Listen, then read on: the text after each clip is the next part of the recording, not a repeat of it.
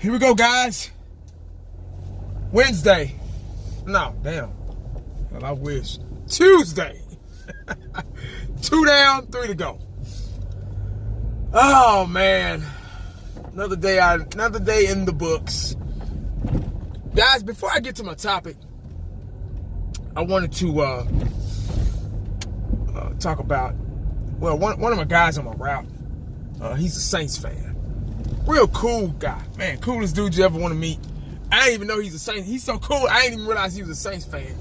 He was, I didn't realize it until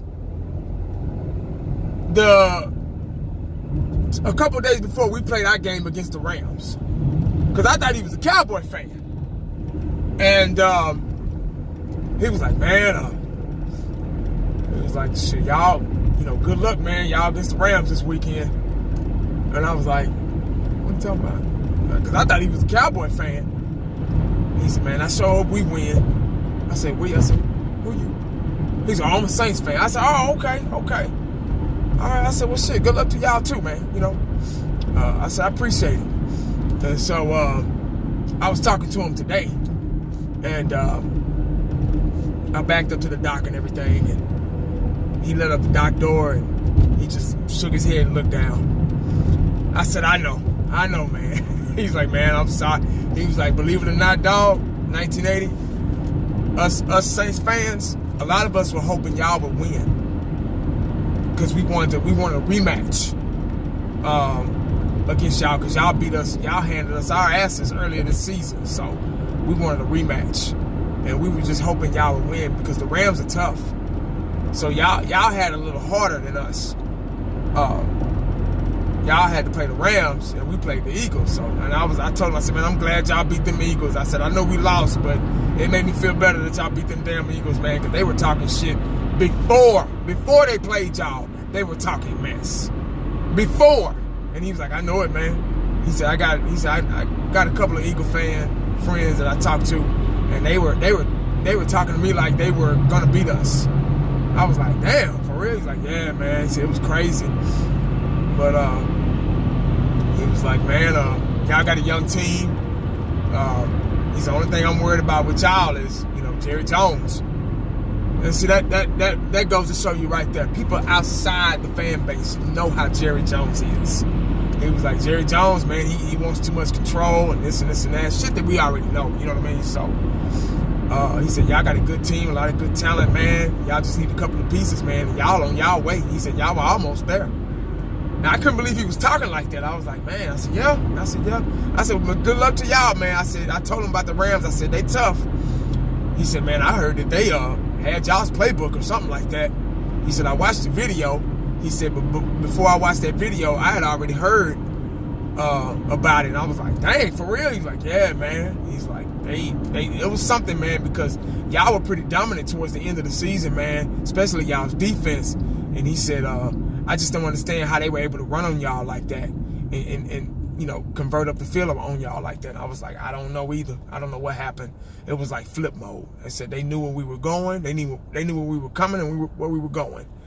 I said, but I'm not the one for, and I told him, just like I told y'all in the video I made yesterday, I said, I'm not the one for excuses or anything. They beat us. You still have to, just like Michael Jordan, you knew he was going to do the fadeaway. You knew he was going to back you in. You knew he was going to post you up and do that patented fadeaway that was unstoppable, but you still had to try to find a way to stop it. You get what I'm saying? So regardless if they knew the playbook or whatever, they knew we was going to run, how we were lining up and all that stuff, they still had to, execute, and they did. So, it is what it is, man. They won. To me, they won fair and square. I'm not going to go there. We just lost. We should have played better. We should have coached better and put our players in a better position. But I don't want to sound like a broken record, so let me move on to my topic. The future of the Dallas Cowboy coaching staff is, how do you like that? Damn hangnail. Don't you hate these hangnails, man? They sting, don't they? Lord. But anyway, the future of the Dallas Cowboys coaching staff is, damn, I gotta get over. Triple. Appreciate it. What was I saying? Damn, I forgot what was I talking about? Oh, coaching staff. The future of the Dallas Cowboy coaching staff is, you know, if Byron Jones wouldn't have did that hands to the face bullshit, we probably would have had a chance. Seriously. I mean, we were a couple of things here and there. We probably could have won that game, man. I'm serious. Damn. That hurt, man. It did. I'm not going to even lie to you. That loss hurt. I felt that we were on our way. I felt that this season was wide open because nobody was really dominant. But hell, they dominated our ass. But anyway, shit. But anyway, the future of the Dallas Cowboy coaching staff is, we don't know yet. We don't know yet. We won't know until probably, I say till probably close to around draft time. Maybe before, maybe after. Who knows? The Dallas Cowboys are, Jerry Jones is really good at keeping Cowboy Nation, keeping the media, everybody, the world, everybody in suspense. Because it keeps sales up, it keeps topics, it keeps you talking about the Dallas Cowboys. Today, I watched Skip and Shannon today. We were the first topic. We're out of the playoffs. We're out. We were beaten. They kicked our asses. But we were the first topic on the show. We were the first topic in the show yesterday. So Jerry Jones loves that attention. I don't know why, but he just loves it. I don't know. He's done a good job of creating a brand and getting that brand out there and being the richest team in sports, period. Just doing what he does, man. But coaching staff. I disregard what Jason Garrett was saying. That was just kind of like, hey, man, that's my boy. I want him back, yada, yada, yada. Like I was saying, Jerry Jones is really good at keeping, especially when it comes down to coaching staff and personnel and stuff like that. We won't be the first to know until it really happens. Just like with the whole, for example, with the whole Tony Romo thing. Remember Tony Romo when he got hurt in 2016? Beginning of the season against the Seahawks. I don't know if that was preseason or whatever, but hurt his back, tweaked his back. He didn't come back to the end of the season. Dak Prescott hit the scene. Ezekiel hit the scene. We were 13-3. We were unstoppable. We were winning games back to back to back to back to back. The only team that beat us that was the New York Giants and the Philadelphia Eagles, which really didn't count because we didn't need that last game to get into the playoffs. We already had a secured slot in the divisional round because we had the best record in the NFC. So we didn't need that game. Tony Romo came back then. Tony Romo knew his time was up. His body was brittle. He couldn't take a simple tackle. He would get hurt. He was fragile. He knew Dak was up and coming. He was the future of the Dallas Cowboys. And he relinquished his rights, his pedestal at the QB mountaintop for the Dallas Cowboys. Tony Romo done some good things for the Dallas Cowboys. He was great. He was the best quarterback we've had since Troy Aikman. Before Dak, whatever. So Jerry milked that all season long. Romo's coming back. Romo's going to start. Romo's this. Romo's that. Romo's not retiring. Romo's going to stick with us. Romo's going to come back. Romo, all season long. Jerry knew that Dak was it. Jerry knew that Tony Romo's time was up. He knew it. But he just kept on. That was the story. That whole season, that was the story. And with the Dez, same thing with the Dez Bryant thing. Kept us going with that. Dez is we like Dez. We like Dez's intensity. We like his passion. Dez will always be a Dallas. Whenever you say, just like the movie Temptations, they say, man, you'll always be a temptation. That don't mean you're going to be performing, but, golly, man.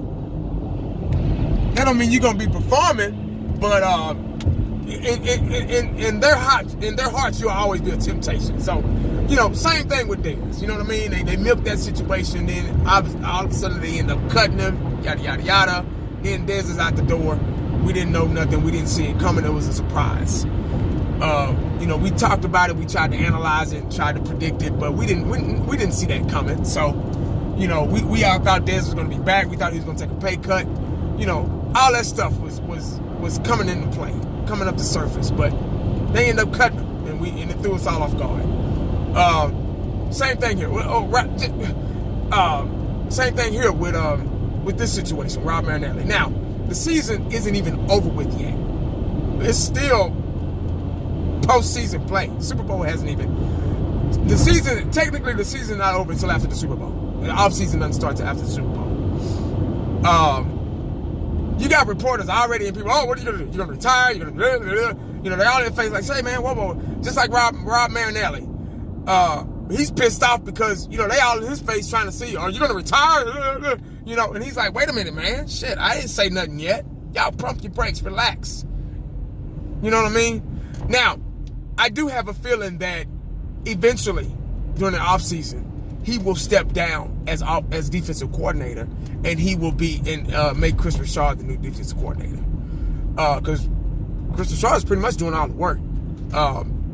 Marinelli was just the mastermind behind, the defensive scheme.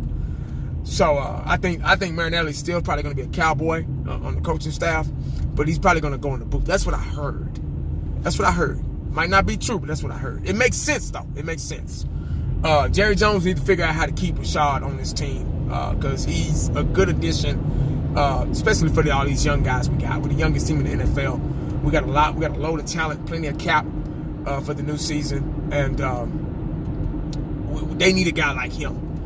Chris Rashad is shit. He reminds me of myself on the sideline, cussing people out in people's grills, in people's faces, spitting in their faces. Shit. That's how we used to get done. Coach, we fuck up in high school. Coach used to get in our faces, grab our face mask, put us right in his face. You could smell his breath. You could feel his spit particles coming out at you.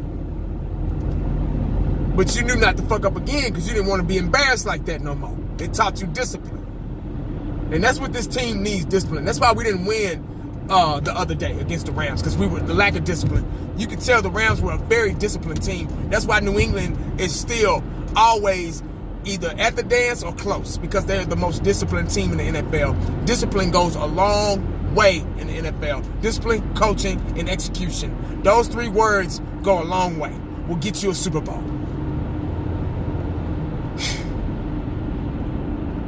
But anyway, Linehan still has to go to Honolulu. Well, yeah, they still go to Hawaii and do the Pro Bowl. I don't know, shit. I barely watch it. But supposedly a lot of the Cowboy coaches are supposed to go, coach in the Pro Bowl, and they're not going to fire him before that. So, like I say around, if they're going to let him go, I say it's going to be around draft time. They're going to let some time pass. They're going to let at least a couple of months go by. I may be wrong. I don't know everything. I don't mind being wrong. I don't care. I just want him out of here. Because everybody knows, everybody can see that the scheme is too predictable. I know Jerry Jones can see it too. If we can see it, I know him and Steven and all those other rich folks, I know they can see it too. Because when you run the ball on 4th and 1 and they load up the box 9 deep, and you still try to run the ball with Zeke and they know where you're going, because they magically got a hold of a playbook or something like that, and they going by. Come on, man, why would you do that? So that's a no-no. He needs to go. His scheme is too predictable. He's too stubborn to change it. So he's just gotta go. And I'm tired of saying this. This is the last time I talk about him until he's gone. But I'm pretty sure y'all can agree just as well as I can, man. We got to get rid of this guy. Hopefully they'll get rid of him. But they're not gonna say anything now, guys. So stop looking for, clues and Scooby-Doo snacks and shit just to get clues and all that stuff.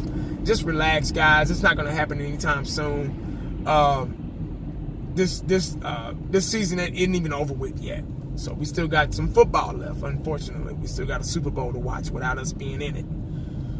But anyway, life goes on, man. It's a sport. It happens. You win some, you lose some. But I feel we got a good team, man. We got a good young team. Oh, damn.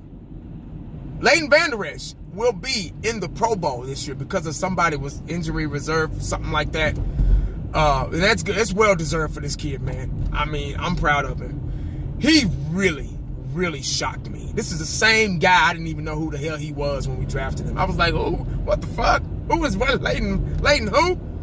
I don't think none of us knew who he was. We all claimed we did, but we really didn't. People just wanted to say they knew who he was so they could be right about him. Oh, see, I was right. See, I told you. You're right, man. But anyway, yeah, I didn't know who he was. So when he made such a big impact, it shocked me. I was surprised. I was happy to be shocked. I was happy to be surprised. I was happy to be wrong. Not that I was wrong about him, because I didn't judge him. I didn't say anything about him. Only thing I did say is I didn't know him. My expression was like, who the hell is Vander Esch? What the fuck, Jerry? Who is this guy? He wasn't a big time name. He wasn't a big name in the draft. So, but he turned out to be a heat-seeking linebacker, and that's what we need. I don't know who the hell idea was it to alternate him and Sean Lee in that Rams game, but they should have kept him in there. He was on the sideline looking like he wanted to stay in there and wanted to play and wanted to help out and contribute, but he couldn't because they kept alternating him. I don't know whose idea that was, but that was stupid. I hope it wasn't Rashad's idea. Hell, I hope it wasn't Marinelli's idea, but it had to have been one of the two, and they need an ass whooping for that.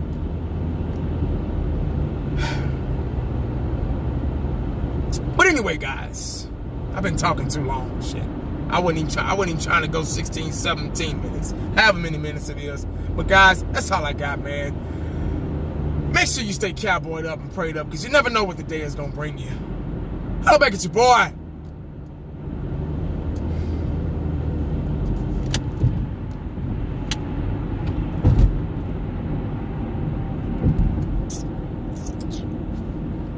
Damn, hangman, man. I'm out!